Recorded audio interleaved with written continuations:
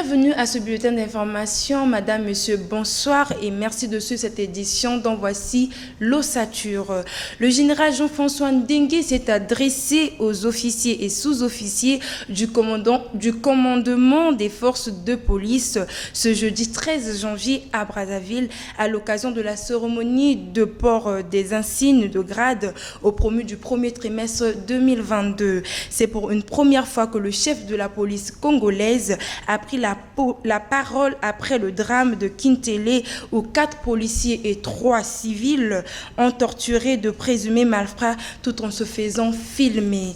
2 érosions ont été créées sur la voie ferrée dans le 7e arrondissement Filou suite aux pluies diluviennes abattues ces derniers jours, notamment celle du 11 janvier. Ces érosions qui se trouvent pour l'une au quartier Mbimi et l'autre non loin du marché PK constituent un danger au libre trafic sur ce chemin de fer. Les habitants de cette localité attirent déjà l'attention des pouvoirs publics pour la réhabilitation de cette voie ferroviaire avant que ces érosions poursuivent leur marche dévastatrice.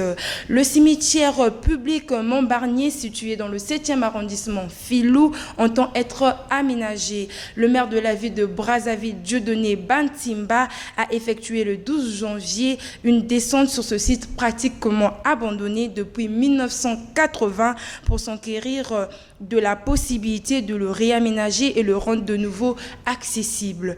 Après sa revue, le maire de Brazzaville a souligné que le cimetière de 22 000 m² possède encore un espace suffisant pour relancer les inhumations en attendant que le cimetière de Mataré en Combo soit rendu fonctionnel. En sport, dans le cadre de la Coupe d'Afrique des Nations, le Cameroun a battu l'Éthiopie cet après-midi par 4-1 et il s'est qualifié pour les 8e de finale. Cette rencontre s'inscrit comme le 2e de poule décisif pour la tête du groupe A. À l'étranger, au Kazakhstan, une cérémonie solennelle de départ réunissant les soldats de l'Organisation du traité de sécurité collective en sigle OTSC, alliance militaire menée par Moscou, s'est déroulée dans la matinée à Almaty.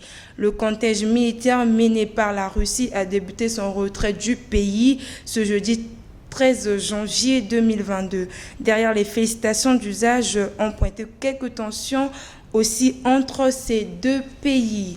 C'est ainsi que s'achève ce bulletin. Merci de l'avoir suivi et bonne fin de soirée.